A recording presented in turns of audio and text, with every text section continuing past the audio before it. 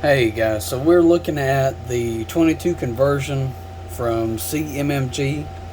I've ran it two or three times, roughly 100 to 200 rounds, give or take, of 22.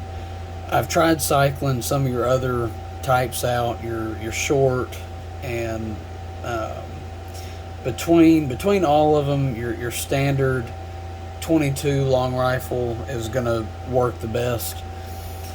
In the package you get, it's going to be 3 mags and the carrier, and I believe a small cloth. Um, I'm not 100% sure, what the cloth was for. It did come in a plastic, one of those plastic packaging where it's, if you're walking through Walmart and it's, hanging on one of those spokes on the wall, it's kind of like that packaging. Um, so that's why I have. Let me move this AR. That's why I have, since I don't really use those Glock boxes, the 3 mags and that carrier fit. So hey, maybe one of the few that actually found a use for a Glock box instead of it just taking up room somewhere. The only thing I had to do was rip a little bit of the foam off to get that extra mag in. But so overall, you see, if you haven't been able to tell already, that just takes the form of that 223 shell or cartridge, and when it fits in, so that's going to be your overall your loading mechanism. And then the 22 itself gets loaded in there, and it's level all the way through right there.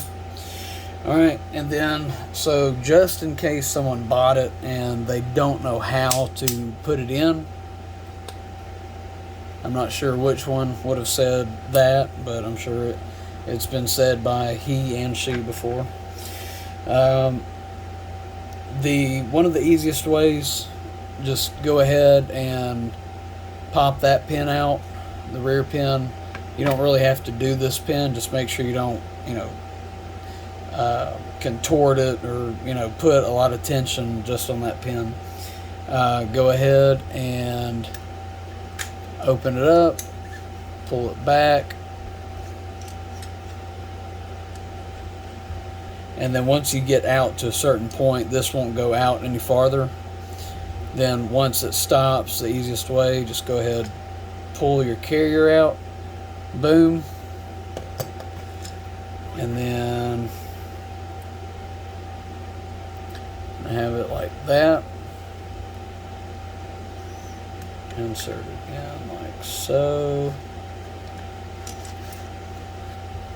And so it's gonna go in, boom.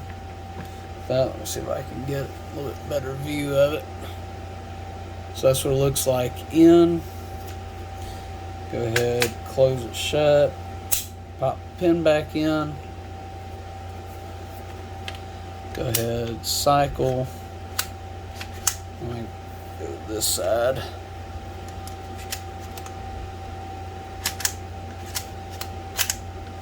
And then no rounds in there. Pops in like a normal. And then it locks in. And then see if that release works. Alright, so that release does not work.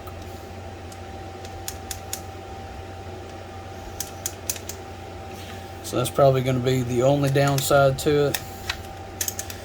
But other than that, pop that mag out and it should.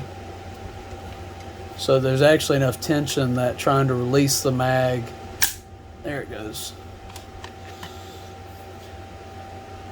So that's just because it sits so much higher, that's what's going to grab it and keep it open. So I guess that's going to be the only downside. The release doesn't work on it. But other than that, and you know, I just now found that out. Shooting it so many times is, you know, most of the time I actually never use that release, because usually I can grab the mag, press the button, and you know, just go ahead and eject the mag. And so that's the first time I actually ran into that. But other than that, and then to take it out, same way. Pop that out. Pop that out. Boom. There. Go ahead and throw this guy back in here. Back. And I don't even know how fast that was, but guys, it's really, really quick and easy to cycle it.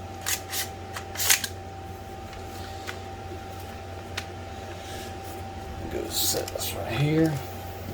So other than that, guys, that is the quick rundown, the quick and easy of it.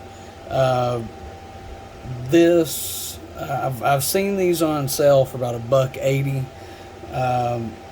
And if you can't find them on sale, they usually run about $2.80 ish. Kind of depends on the website though as well.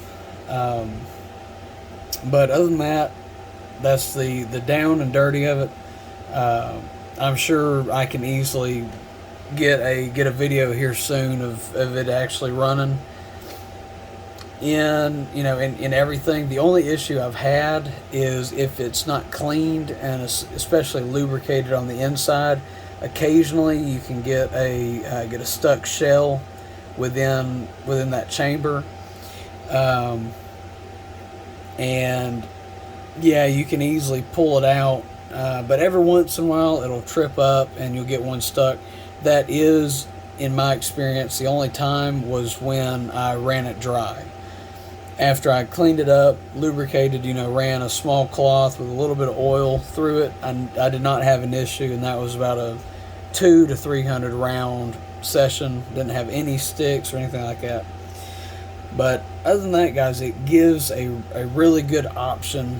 If you don't want to run your 223 or 5.56 stock, just run to Walmart, get 500 rounds for $20-30 and run it through. The only thing though, guys, is when you do, make sure you clean your barrel, because if you use the 22s that don't have like a copper plating on it, you can get a fairly decent buildup of lead, and you don't really want that plugging your rifle up and causing you issues down the road.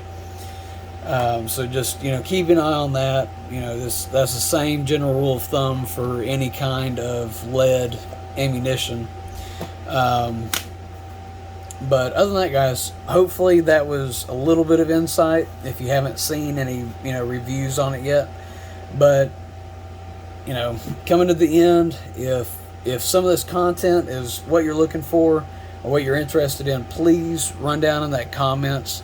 Shoot a comment on a video that you would like, and I'll do my best to to create one. As most of the people know, I've recently started, so I'm still getting equipment in here and there. I do work Monday through Friday, so the weekends right now is the only time I really have to do anything. But other than that, guys, thanks for watching, and go ahead, like, subscribe, and I'll see you in the next one.